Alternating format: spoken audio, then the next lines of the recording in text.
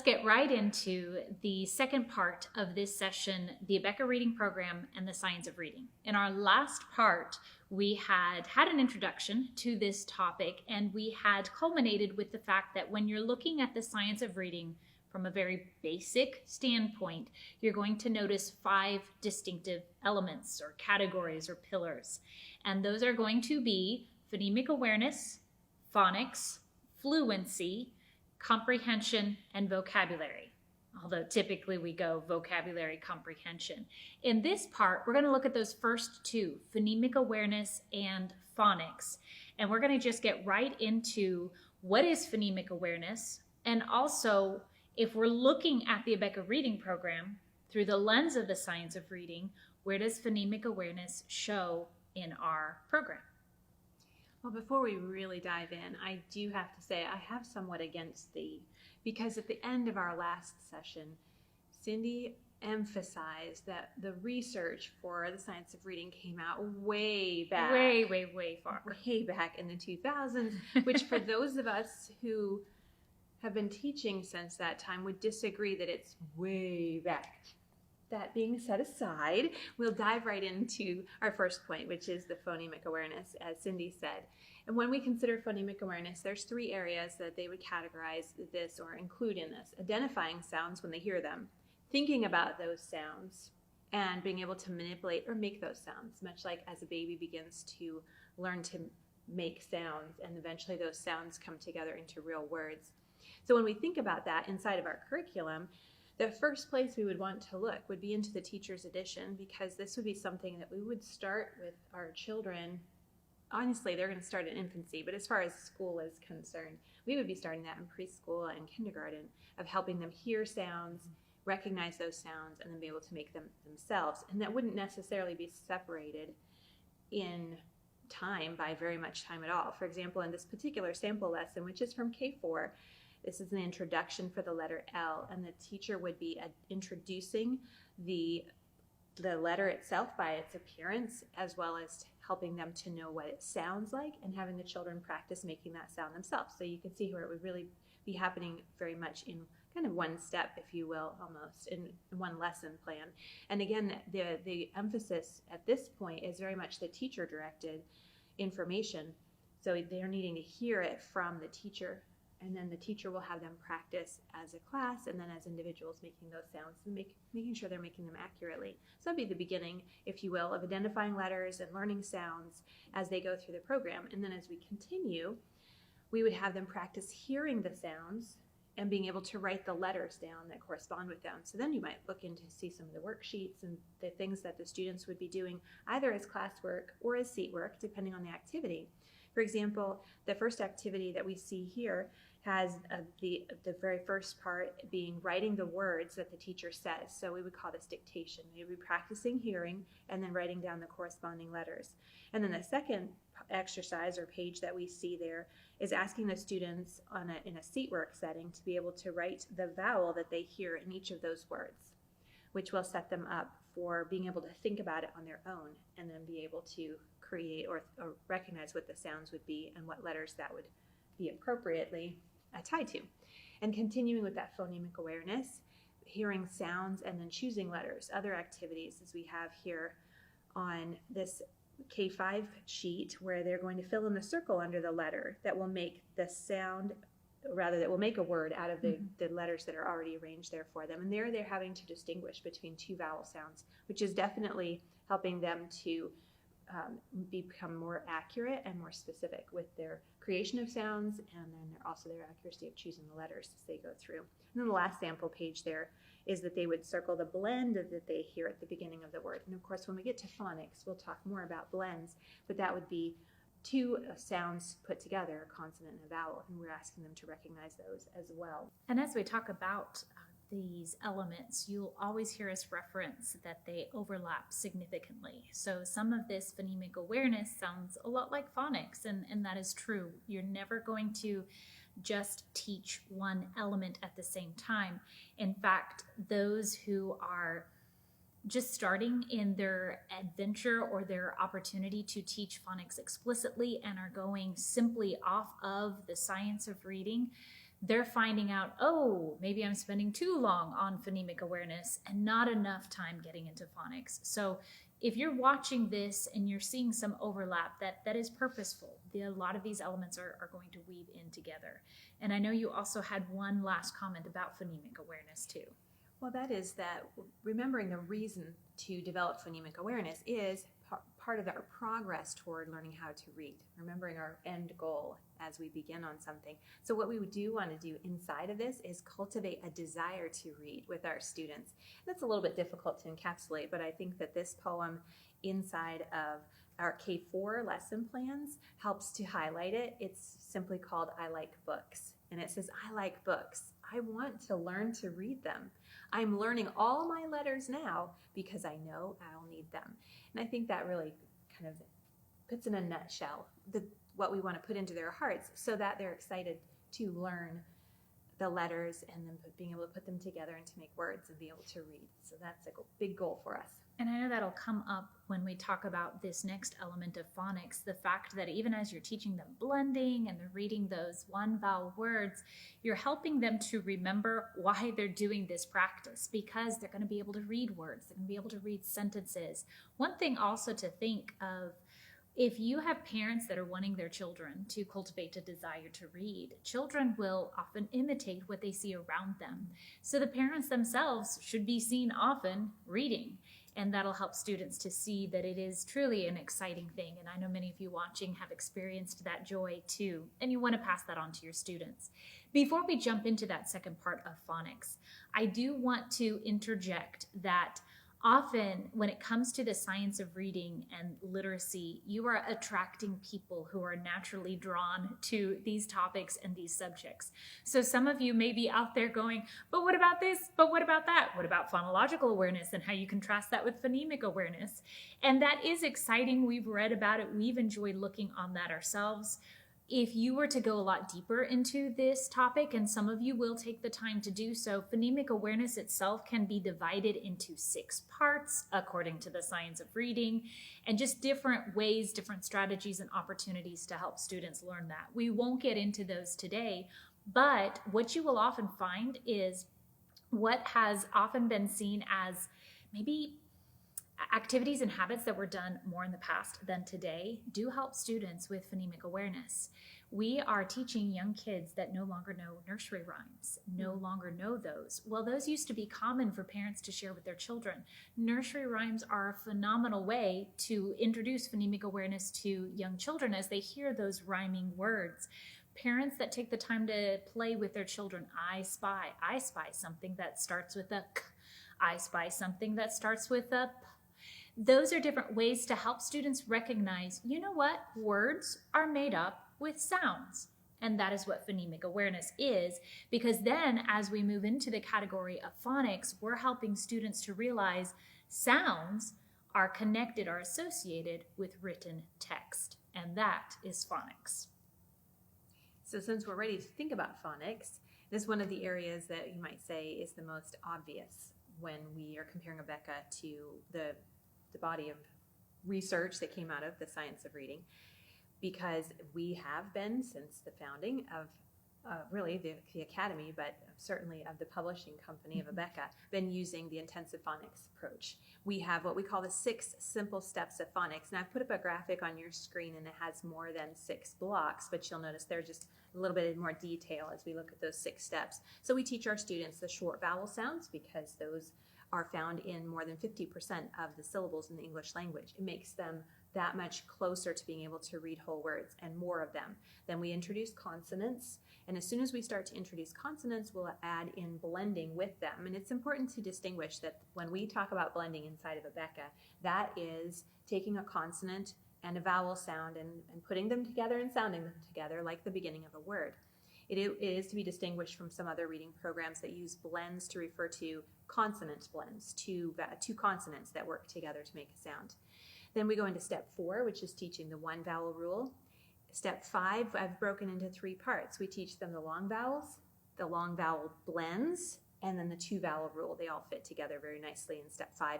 And then step 6, which we would begin in K5 and complete in 1st grade, would be the special sounds. and then blending those special sounds together with vowels as is appropriate.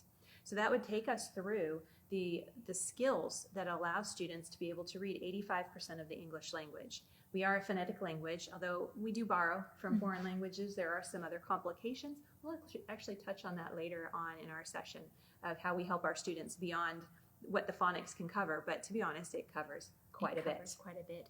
And notice that if you were to ever look at our program, you would notice that it says the 6 simple steps to phonics.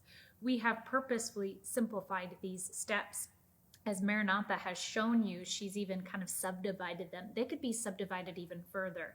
Some who have more of a linguistic background will come approach our program and say, you know, these special sounds, it's a broad category. It is deliberately a broad category. Some of these special sounds are simply 2 consonants put together. And the reason we teach the students to blend those consonants together instead of reading them individually is just to get them further down the path of fluency, automaticity, and speed in their reading.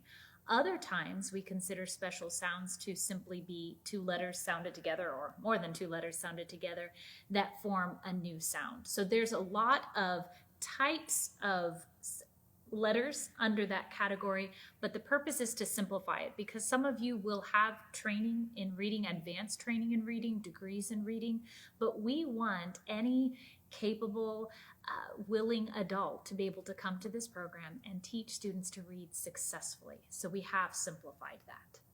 And that reminds me to point out that when we look back at these 6 steps, the third step, the blending step, is the kind of the unique or differentiator for Abeka. It helps our students when we teach them to read those blends together at the beginning of the word to be able to read with increased speed and accuracy, as you mentioned. And that is also the reason that we teach those special sounds the way that we do, so that our students are not having to stop and sound out. They've worked up in their progression toward being closer and closer to reading whole words. And again, that's our goal, is to be able to read and to be able to read with speed and accuracy that they're going to be able to have. Now, if you are looking at the top of this slide in front of you, you'll see a method for teaching phoneme and grapheme correspondences. Those are some terms that we will soon be defining, but I know we're also going to move on to another frequent term that you will come across if you're looking into reading or hearing about the science of reading, and that is orthographic mapping. So big term, but actually fairly simple idea, and probably one of the things that I enjoyed learning about the most as I was doing my own study on science of reading. So Maranatha, what is orthographic mapping? Well, you're going to hear different definitions from different people, so I've actually pulled together a few. The first one is from Janelle Strecker. She says that orthographic mapping is a connection-forming process that can turn unfamiliar words into familiar words. It enables us to remember a string of letters, that is, as a word. And this probably explains that feeling of reading words as a whole. We kind of do, however, that is not how we mapped the word to the point where we could read the whole word. We start with the pronunciation of the word and the individual sounds in the word. We then map those sounds to the written letters and spelling patterns that are used to represent those words. And again, that's according to Janelle Strecker from the Purple Reading Teacher. Another definition that came from Erhi, excuse my pronunciation, I'm sure I did not pronounce that name correctly. He said that when we have seen and read a word many times, it is stored in long-term memory as a unique letter string and can be read instantly. This process is referred to as orthographic mapping. And I consider that probably the simplest definition. I know you have one more definition insight to it, but ultimately when we apply our phonics and our decoding skills to a word for the first time, we are certainly decoding that word. But after we have read that word enough times, we're always applying that phonics, but it's almost at an automatic subconscious level to where our brain sees the word and recognizes that string of letters, and that's what gives us the reading speed and reading comprehension that we're seeking. And that last definition that you referenced comes from Kilpatrick. This was published back in 2015. And Kilpatrick describes orthographic mapping as the mental process we use to permanently store words for immediate, effortless retrieval. It is the process we use to take an unfamiliar printed word and turn it into an immediately recognizable word. Again, this is all mental. The graphic that we have up here on the screen for you, on the top, the arrow going toward the right, is explaining orthographic mapping as pronunciation. So you're going from that mental orthographic mapping to pronouncing the word, to recognizing the letters that are used to make those sounds, and that would on paper look like spelling. And then the opposite direction would be starting with phonic decoding, where you are sounding out words, which means you're starting with letters and leading to the pronunciation, which would ultimately be what we would call reading. So the opposite directions there for the two functions. Essentially what you have then is orthographic mapping is something that happens within your brain. You cannot teach orthographic mapping. What you do though is you teach and you incorporate several strategies that enable the student to orthographically map many words. And I know you have two specific strategies that are going to help them. One is blending, one is special sounds. Right, so you can see again on our screen here just a number of our visuals that help us as teachers in the classroom to help our students practice blending. We have the blend ladders, and then we have the different blend flashcards that help us to train the students to not even think anymore about those blends. We practice them so well, and then of course we take it further. We have them add on end sounds and make words and that kind of thing. So those are steps that help them to map these letter groupings, if you will, in their brain, so that the next step is that much easier for them. And then the same is true with our special sounds. We'll practice them so much that they no longer even have to think about that CK says duck. They just see those letters on the paper and they automatically think of the right sound. The other strategy, or really taking that to the next step, if you will, we're going to compare with what is called Elkanon boxes. These would be, or sometimes people will call them sound boxes. This would be kind of the sounding out strategy of taking words and figuring out how many sounds are in them, and then placing those sounds into boxes representing the letters that make the sounds. Like ship would be broken out into 3 sounds, sh, it, and k, and then there's a box for each of those sounds. Church and 8 are the other 2 examples that I have there, and that helps you to see that the boxes don't necessarily represent a single letter. In fact, on the last example with 8, one box has 4 letters in it. Now, what I want us to see and to compare is to what we do inside the Abeka method, which we would use circles for our special sounds, and we would have diacritical markings. We don't call them that with the children, but that's what they are, where you put a smiling face over a short vowel sound, or a stick over a silent, or a long vowel that is, and then a cross over a silent letter, which helps our students to analyze the words. And this is something that in a comparison, I think, and this is me by personal opinion, that our method is easier to be portable for our students. Certainly you can practice on worksheets and you can use those boxes and it makes sense. It's the same process of us analyzing. But what we can do with circling special sounds and marking vowels is we can take that into a reader. They could use that at home if they needed to on a word they were struggling with without needing to draw out boxes and have space on the page to do all of that. So I just personally think it's more portable and therefore a little bit more practical. And so again, similar to what we said in our last part, the first part of this session is the science of reading is just a very, very broad term that envelops decades of research.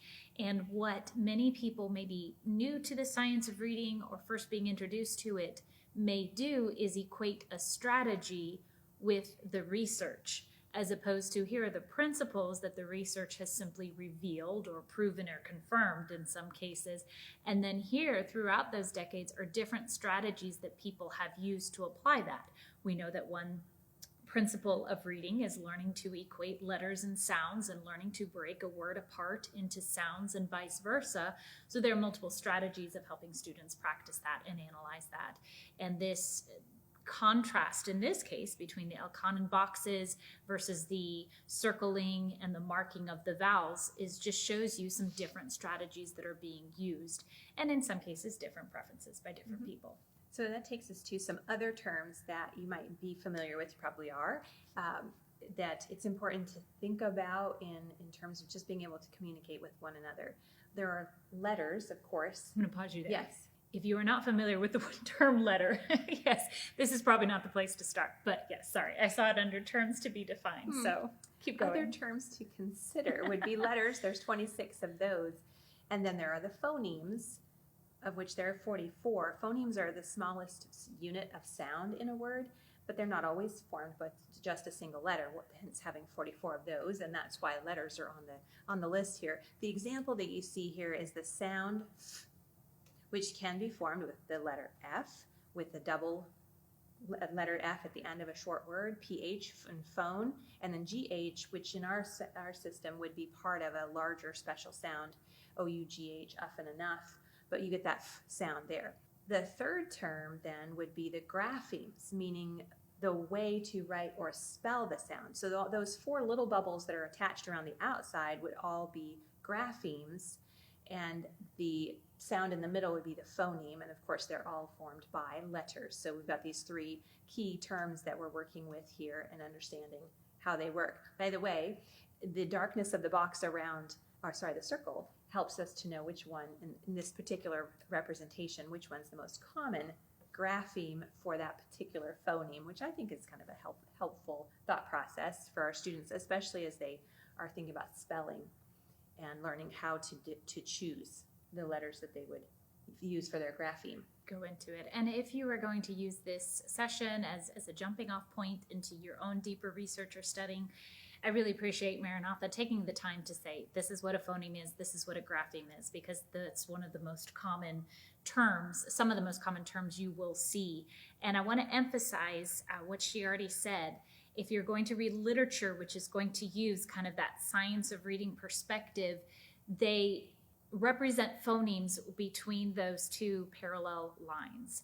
And so if it's a phoneme, they're emphasizing this is the sound, not the spelling of that sound, you're going to recognize those. And that'll just help you differentiate as you go through the body of literature. Thank you. And that might be something you're already familiar with by following dictionary pronunciation keys as well. So again, considering how would we help our students with this, we have different activities that we would have them, again, listen for the sound and then choose the appropriate grapheme that represents a phoneme to grapheme, comparisons there, and so on in our different activities. Again, helping them to use our methods of analysis, like circling special sounds. Again, you're hearing the sounds and you're identifying the graphemes that are used in those respects. And then we have another example here where there are 3 pictures, each of them is obviously representing a word, and we're asking the students to hear, they're going to think this in their brain, but to hear the blend that they would begin with and then write the grapheme for it. In other words, writing the letters that would form the blend that 2 of the 3 pictures have in common in this particular exercise. So that first one is a boat, and the second one is a bone. So what grapheme would we ask or expect our students to write? Okay, grapheme would be B-O. And we would be forming the sound for bow in boat and bone. Now the other methods, again, that we've talked about using our special sounds, we've got the special sound, the basic phonics flashcards that you see here. On the front is one specific special sound, and on the back are other words that use it. So again, we're tying in being able to identify it and then see it inside those words. We also have our clue word cards that narrow down that special sound to no longer having a picture to depend on. But in these particular ones that I've pulled out, they are graphemes that have multiple phonemes connected to them, like the OW, which could be ow and owl, or it could be O and bowl. And the ED, which also happens to be a suffix, we'll talk about those more later too, has 3 potential phonemes attached to that one grapheme, and you could have ed and wanted, and looked, or dit and played, all connected. So again, we're helping the students to practice that as we are working it with the classroom, and then also making application on worksheets.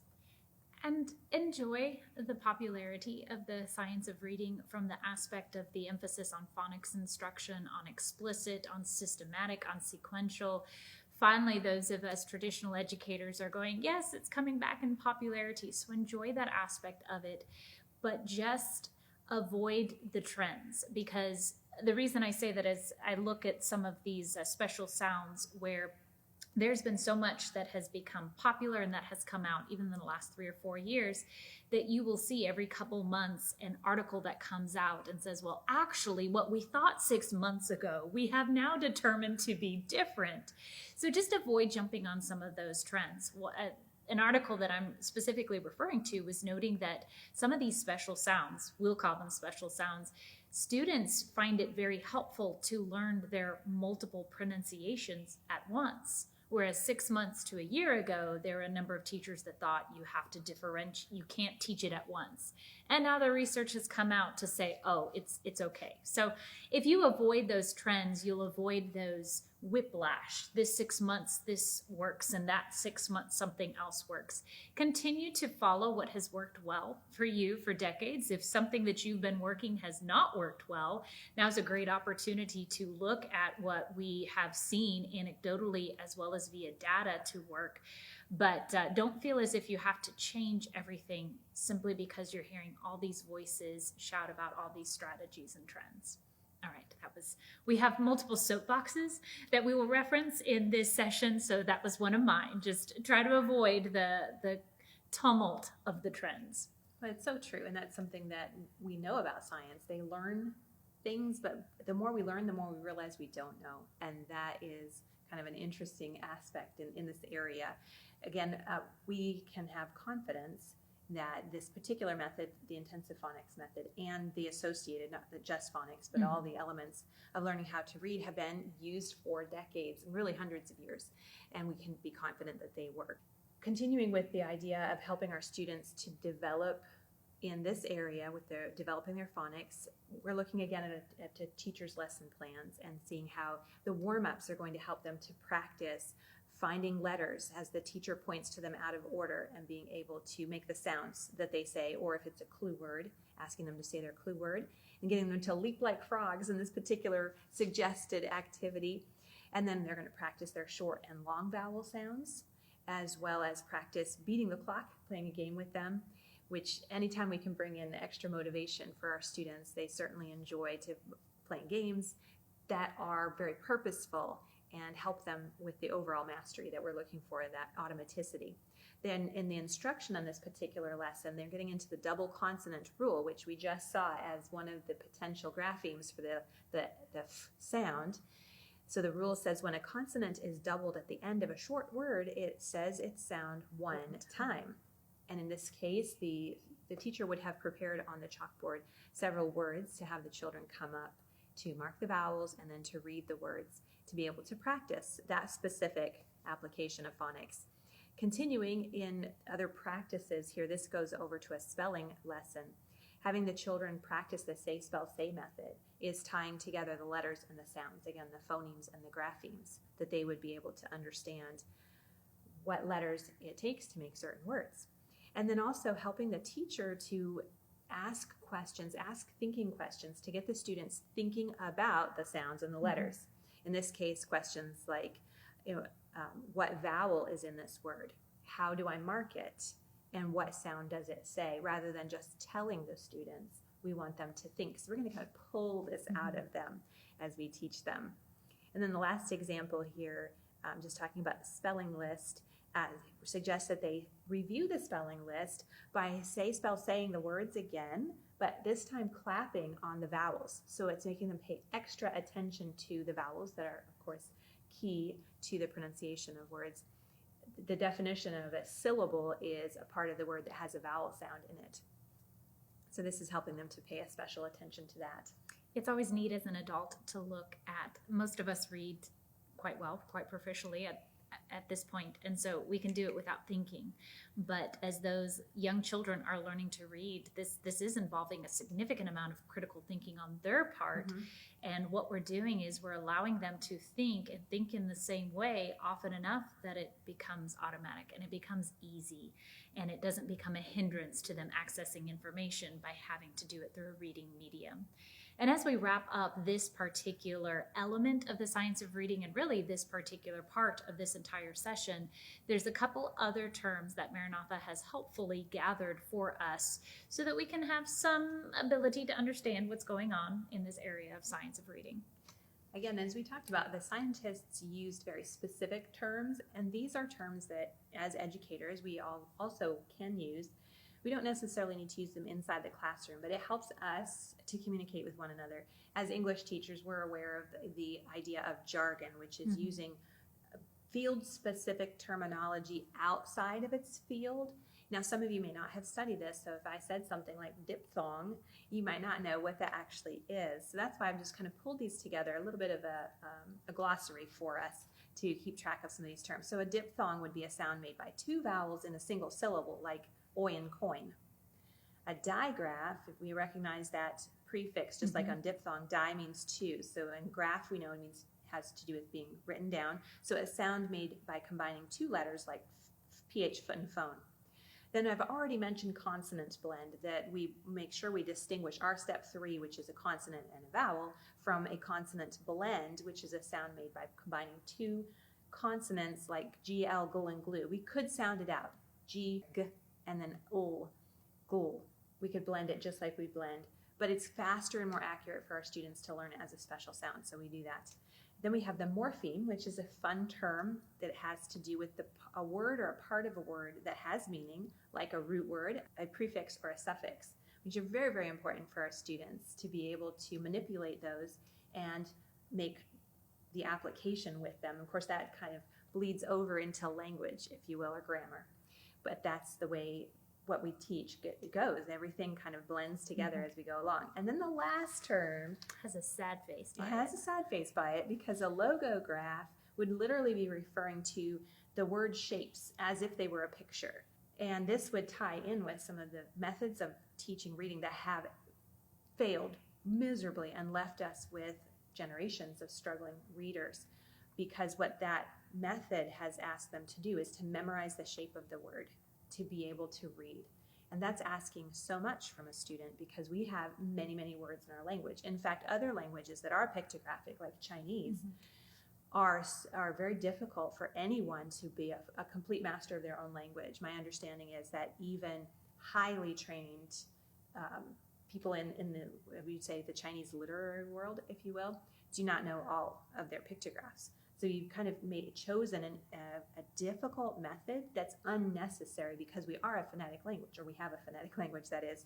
So there's no reason to go that way unless the sounds are not audible. So if you have someone who's deaf and is not able to hear and distinguish the sounds, then you need another method. But for an average reader, the look-say method is a terrible method, and has, like I said, has done great damage. And not something that we would be excited to see, hence the frowny face. So it puts a lot of strain on the students. And that wraps up these first two elements of the science of reading, phonemic awareness and phonics. In our last part of this session, we had mentioned Scarborough's rope. So a lot of what we have just covered in this part is talking about that word recognition.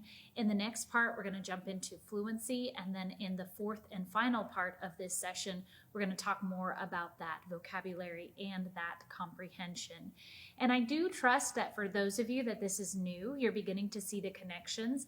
Let me just make one more comment for those of you that are coming to this session having been well-trained, well-read in the science of reading method.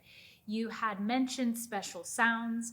Several of you might have recognized that we take digraphs and we call them special sounds. We take consonant blends and we call them special sounds.